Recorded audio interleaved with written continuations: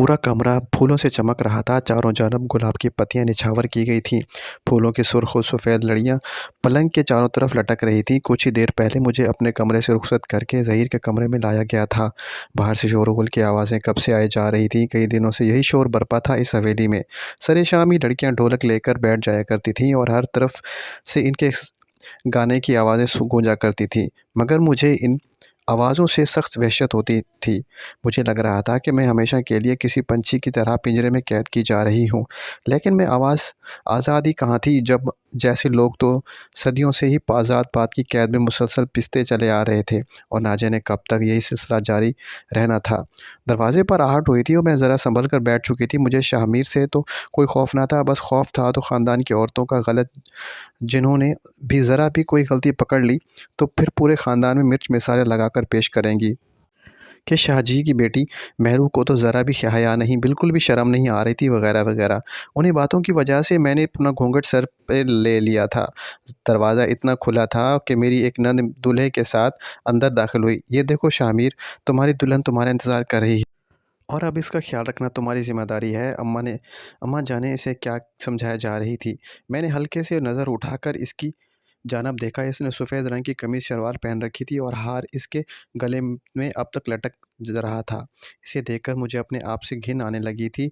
हाँ, इसे कमरे में छोड़कर जाने लगी थी और वो मेरे पास आकर बैठ चुका था। मेरी तरफ से वो काफ़ी बौखलाहट का शिकार था। जाने कब तक वो ऐसे ही बैठा दिखता रहा मुझे। मैंने अपना घूंघट उतार फेंका था और आईने के सामने खड़ी हो गई थी। मेरी सुस्कियों ने बहुत सजाया था। महंगा और हसीन और उसी लिबास, कीमती ज़ेवरात और हार श्रृंगार किए मैं कोई हसीन परी लग रही थी। मगर ये हुस्न मेरे किस काम का था? मेरा दुल्हन वही था। मैंने एक बार फिर शामिर की जानब देखा। वो अब भी मुझे ही देखा जा रहा था। यकायक मुझे शदीद गुस्सा आया और मैंने एक-एक करके अपने सारे ज़ेवरात नोच डाले। मैं इस हरकत पर बरता और घबरा सा गया। क्या हुआ मेहरू आपी? वो बोला तो मेरे तन बदन में आग सी लगी। मैंने इसके करीब गई और इसका कान पकड़कर बोली, खबरदार, आज के बाद मुझे अगर आप ही बोला तो। मैं जाने क्यों इस मासूम पर गुस्सा किए जा रही थी, जबकि इस सब में इसका तो कोई कसूर ही ना था। वो भी मेरी तरह से इस आलम समाज के जुल्म का शिकार बन चुका था। इसकी आंखों से यकायक आंसू बहने लगे थे। इसने आज से पहले मेरा ये रूप कभी ना देखा था, हमेशा मेरी प्यार ही देखा था। वह जल्दी ही बेड के दूसरे सिरे पर रोते हुए सो गया था। मेरा खून खौल रहा था, मैं बर्बाद हो चुकी थी। मेरा दिल कर रहा था सब कुछ तहस कर दूं। मैं मैंने अपना सर देखा और पलंग पर सोते हुए शामिर को। अब भी मेरा मुकद्दर था। घुटनों के बल ये बैठती चली गई और अपनी किस्मत पर मातम करने लगी। काफ़ी देर तक मैं रोती रही। होश तब आया जब शामिर ने पुकारा, मेहरू आपी, मुझे बहुत भूख लगी है। वो जाने कब से उठ बैठा था। उसे देखकर मुझे फिर वहशत होने लगी थी। मैंने इसे डांट दिया, खामोशी से सो जाओ। मैंने इसे आंखें दिखाते हुए कहा। वो तो मासूमियत से मेरी जानब काफ़ी देर तक देखता रहा। मजबूरन मैं उठी और कमरे का दरवाज़ा खोलकर बाहर झांका। काश कोई भी मुलाज़िम नज़र आ जाए। मैंने चारों जानब देखा, नज़र दौड़ाई, मगर वहाँ इस वक्त कोई नज़र नहीं आ रहा था। गांव के लोग थे, जल्दी सो जाया करते थे। वैसे भी मेहमानों वगैरह की खिदमत करके सब थक चुके थे। मैंने अब वही उरूसी लिबास पहन रखा था। ना चाहते हुए भी मैं बावर्ची खाने की जानब चली आई, जहाँ ज़मीन पर काम करने वाली देखा तो गहरी नींद सोई हुई थी। मैंने उसे जगाना मुनासिब ना समझा और ख़ुद ही फ्रिज से दूध निकाल लिया और वापस चली आई। शामिर मेरा इंतज़ार कर रहा था। मैंने गिलास बढ़ाया तो वो जल्दी जल्दी सारा पी गया। मैंने इसे कंबल ओढ़ दिया और ख़ुद एक कोने में लेट गई। ने तो अब तो वो उठ चुकी थी। मुझे याद आ रहा था जिस दिन मेरे चचा और चाची का इंतकाल हुआ था। वो नवाबशाह से हैदराबाद जा रहे थे। एक रास्ते में ही एक्सीडेंट हो गया था और वो दोनों ही जान से चले गए थे। इस दिन हवेली में कारनामा मचा हुआ था। जो लोग दरचौक चले आ रहे थे। मेरी उम्र इस वक्त 14 साल थी और मेरे चचा के इकलौते बेटे की उम्र तकरीबन 6 साल की थी। इत्तेफाक से इस दिन वो चचा वालों के साथ हैदराबाद नहीं गया था, क्योंकि उसे बुखार था। शामिर मेरा बड़ा लाडला था, हर वक्त मेरे पास ही रहता था। वो चचा के जाने के बाद तो जैसे ही इसका साया बन गई थी। वो सारा वक्त इसके लाड उठाया करती थी। इसके छोटे छोटे काम मैं अपने हाथों से किया करती थी। कभी इसके साथ छुपन छुपाई खेला करती थी तो कभी क्रिकेट खेलने की ज़िद किया करता था और मैं इसकी हार ज़िद पूरी करती थी, यहाँ तक कि मेरे हल्क से एक नवाला ना गुज़रता था जब तक वो खाना ना खा लेता था। इसी तरह वक्त गुज़रता गया और मैं 18 साल की हो गई और वो 9 साल का। ख़ानदान से कोई ना कोई रिश्ता तो आता था। मेरे लिए वैसे तो वो काफ़ी खूबसूरत थी, लेकिन ये रिश्ते मेरे हुस्न की वजह से नहीं बल्कि बाबा साईं के नाम की वजह से आया करते थे। मैं इससे बेनियाज़ होकर अपने मगन में मगन रहती। और भी हमारे ख़ानदान में लड़कियां थीं कि शादी के मामलात में बोलने की इजाज़त ना थी। लेकिन एक दिन जब मैं बाबा साईं के कमरे की तरफ जा रही थी तो मैंने इसकी बात सुन ली। शाहजी, फिर आपने क्या सोचा है मेहरू के रिश्ते के बारे में? बाब माँ की आवाज़ थी। मैं अचानक वहीं रुक गई। बाबा साईं की आवाज़ सी हल्की सी आई थी। चौंकना क्या है मेहरू की अम्मा, बात साफ़ है, मैंने अपनी बेटी कैसी ऐरे गैरे को नहीं दे सकता जबकि लड़का घर में मौजूद है। इनकी दो टोक आवाज़ थी, लेकिन शामिर वो तो मेहरू से काफ़ी अटैच था। अम्मा ने इनसे कहा, मैं कोई उम्र वगैरह नहीं देखूंगा। शामिर की करोड़ों की जायदाद पे कोई और लड़की आकर कब्जा करे जबकि इसके ताया की बेटी मौजूद है। मैं भी अपनी सारी जायदाद किसी गैर के हवाले क्यों करूं? इन दोनों की गुफ्तगू सुनकर मेरे होश उड़ गए थे। मेरा दिमाग साएं साएं कर रहा था। ये मैं क्या सुन रही थी? मेरी किस्मत का ये फैसला कैसा किया जा रहा था? मैं उल्टे पाँव भागती हुई अपने कमरे की तरफ आई और इस दिन रो के मेरा बुरा हाल हो चुका था। मगर मैं एक बेज़ुबान जानवर की तरह किसी से भी कुछ नहीं कह सकती थी। बाबा साईं ने बस अपनी लाखों की जायदाद बचाने की खातिर मुझे कुर्बान करने का फ़ैसला कर लिया था और आज इस फ़ैसले की अमली जामा पहनाया जा रहा था। किसी को हैरत नहीं हुई, क्योंकि सैयदज़ादों के साथ हमेशा यही हुआ करता था। तो इनको कैसे बूढ़े के हवाले कर दिया जाता या किसी बच्चे के हवाले? और अगर इन दिनों में तीनों में ही कोई मौजूद ना होता तो फिर इनका इनका निकाह कुरान पाक से कर दिया जाता था, जिसका मतलब ये होता था कि वो अपने निकाह का हक़ अपने वालिदैन को माफ़ कर देती थी। जाने कहाँ से अजीब व गरीब रसूमात आई थीं। मैं बस यही सोचती जा रही थी कि सुबह का सूरज तुलू हो चुका था। हर जगह से गहमा-गहमी की आवाज़ें आ रही थीं।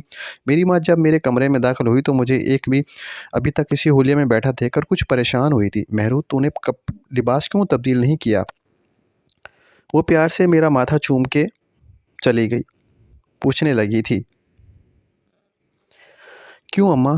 क्या लिबास तब्दील करने से मेरी किस्मत तब्दील हो जाएगी?" मैंने परेशानी से सवाल किया।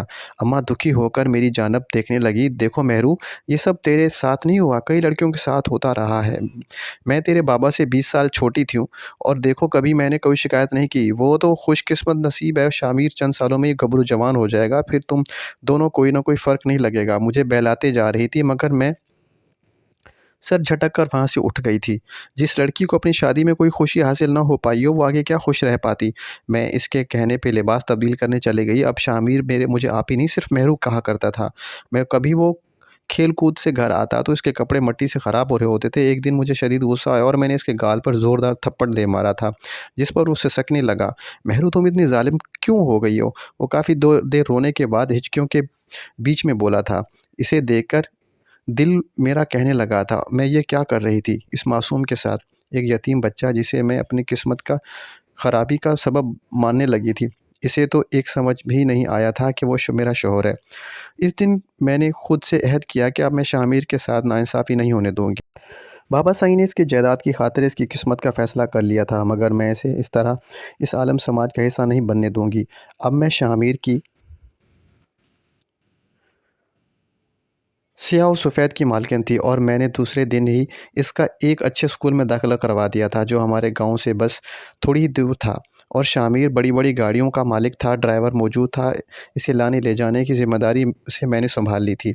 अब ये काफ़ी खुश रहने लगा था। स्कूल से वापसी पर आता तो मुझे सारे सुनाया करता था। मैंने बस 9वीं जमात ही पढ़ रखी थी, वो भी स्कूल के गाँव में। मगर मेरा मकसद इसे आला तालीम दिलवाना था। मैंने बाबा की एक ना सुनी थी। अब शामिर मेरी ज़िम्मेदारी था। मजबूर और ख़ामोश हो चुके थे। दिन गुज़रते चले गए और एक दिन शामिर कराची से वापस आया तो वो बहुत खुश था। "देखो मेहरू, मैं तुम्हारे लिए क्या लाया हूँ।" वो खुशी से बोला तो मैंने इसे देखा कि इसके हाथ में इंजीनियरिंग की डिग्री थी। आज मैं बहुत खुश था, मेरा पूरा मकसद हो गया था। शामिर मेरा ममनून था कि मैंने इसके लिए ये कदम उठाया, वरना आज भी वो एक आम सा वडेरा होता। बातों-बातों में शामिर ने मुझे बताया कि यूनिवर्सिटी की एक लड़की से उसे पसंद आ गई है और वो शादी करना चाहता है।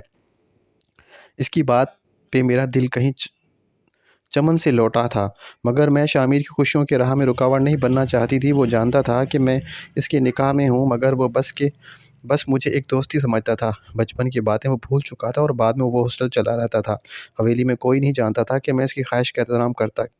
तुम बेफ़िक्र रहो शामिर, तुम्हारी शादी उसी लड़की से होगी जिसे तुम पसंद करते हो। वो कुछ हिचकिचाहट का शिकार था। और मेहरू चाचा साईं कभी इजाज़त नहीं देंगे। लेकिन मैंने इसे कहा कि ये सब मेरा काम है। दूसरे दिन मेरी बात पे बाबा साईं ने खूब हवेला मचाया तो वो पागल हो गई और मेहरू अपने शौहर को कोई अनजान लड़की को सौंपना चाहती है। वो सख्त तैश में थे। बाबा वो मेरा शौहर है जब बना था, जब इसे इन बातों का कुछ पता ना था। अब मैं इसे इस समाज के भीड़ नहीं चढ़ने दूँगी। मेहरू वो लड़की सारी जायदाद कब्ज़ कर लेगी। तो बाबा साईं क्या करना है इस जायदाद का? हम सब ने भी तो एक दिन मर ही जाना है। मैं इनको जायदाद का दो टोक फ़ैसला सुनाकर वहाँ से चली आई थी। शामिर बहुत खुश था। मैंने इसे अपने सारे ज़ेवरात निकाल कर दिए और कहा कि ये मेरी तरफ़ से अपनी दुल्हन को दे देना। जब वो अजीब नज़रों से देखने लगा, मगर ये तो तुम्हारे हैं। वो कुछ शर्मिंदा सा था। मैं क्या करूँगी इनका? वो जवान से पहनेगी। मेरे पास तो रखे-रखे ख़राब हो रहे थे। मैंने उसे अपना रुख मोड़ा और बड़ी मुश्किल से अपने आंसू पे ज़ब्त का बंधन बांधा। कहीं शामिर अपनी खुशियों की कुर्बानी ना दे दे। मैंने इसे जाने का कहा। शादी की तस्वीर ज़रूर भेजना शामिर। मैंने खपखपाती आवाज़ में कहा तो वो सर झुकाकर अपना सामान उठाने लगा। वो आहिस्ता-आहिस्ता कमरे से निकला था और बार-बार मुड़कर मुझे देखे जा रहा था। मैंने ज़बरदस्ती मुस्कुराने की कोशिश। इसके जाते ही ज़ब्त के सारे बंधन टूट चुके थे। आज शामिर मुझसे जुदा हो गया था। मुझे इल्म ही ना हुआ था कि इसे कब मैं इसे चाहने लगी थी। इसका चेहरा मेरी नज़रों के सामने घूम रहा था। इसकी वजाहत मेरे दिल में घर कर चुकी थी। मगर मैं अपनी ख्वाहिशात की वजह से इसकी खुशियों का गला नहीं घोंट सकती थी। मुझे अफ़सोस इस बात का था कि मेरे माँ-बाप को अपनी इकलौती बेटी की खुशी और अरमान का ख़्याल ना था। बस इनकी जायदाद की फ़िक्र थी और मैं खुश इसी को खुद अपनी जानिब से आज़ाद करवाना चाहती थी। जब मैंने आईने में अपना सर देखा, तो आज भी मैं इसी तरह हसीन थी। मेरा चेहरा मेरे खद्दो-ख़ाल से कहीं से चुगली ना खाते थे कि मैं 35 साल की हो चुकी थी। जब मैं शामिर के साथ खड़ी हुआ करती तो इसे छोटी ही हुआ लगा करती थी, क्योंकि इसने काफ़ी कद निकाला था। मैं काफ़ी देर तक अपनी तख़ल्लुयात में खोई हुई थी और आईने में अपना सर देखे जा रही थी। मुझे मालूम ही ना हुआ था कि कब शामिर अंदर आया था। अचानक इसने मेरे सर पर लाल रंग का दुपट्टा उड़ाया तो मैं अब चौंक रह गई। शामिर तुम गए नहीं अब तक? तो मैं सख्त हैरत ज़दा रह गई थी। नहीं मेहरू, शामिर अब कहीं नहीं जाएगा। इसकी मंज़िल तो मेहरू है, फिर वो किसी और लड़की की तरफ क्यों देखे? इसका लहज़ा आज बदला हुआ था। मैं चौंक कर रह गई थी। क्या हुआ शामिर? मैं ना परखने वाले अंदाज़ में बोलने लगी थी। तो इसे वो टीका और झूमर मुझे पहनाना शुरू किया। मेहरू आज जब तुम मुझसे जुदा होने का कह रही थी, तो मेरा दिल रोकने लगा था। एकदम से मुझे महसूस हुआ कि मारिया सिर्फ़ लगाव है और मेहरू से तो मोहब्बत है। चेहरे फिर मैं 4 दिन के लगाव की खातिर अपनी सालों की मोहब्बत, अपनी मनकूहा को कैसे छोड़ के जा सकता हूँ? वो मुझे वाराना अंदाज़ में देखे जा रहा था। मैंने इसे कहा जाने का। अब तो एक लफ्ज़ नहीं, अच्छी लड़कियाँ शौहर के आगे ज़ुबान नहीं चलाती। वो मुस्कुराकर कहने लगा था। तो मेरे भी हल्की-सी मुस्कुराहट आ गई थी। जैसे मैंने छुपाने की कोशिश की, वो वादा करता हुआ, आज के बाद किसी मेहरू से ज़्यादती नहीं होगी। अगर किसी ने ज़ात-पात की कोई बात की, तो मैं वादा करता हूँ आज के बाद किसी मेहरू से ज़्यादती नहीं होगी। अगर किसी ने ज़ात-पात की खातिर किसी लड़की का हक़ मारने की कोशिश की, तो इसकी सज़ा मौत है। वो एक अज़म के साथ कहे जा रहा था। इसके अल्फ़ाज़ मेरे कानों में रस घोल रहे थे। साल की मोहब्बत का सिला आज मुझे मिल चुका था। हाँ, मैंने बहुत इंतज़ार किया था और मेरा इंतज़ार रंग ले आया था। मैं और शामिर अपनी ज़िंदगी में बहुत खुश थे। Thank you for watching.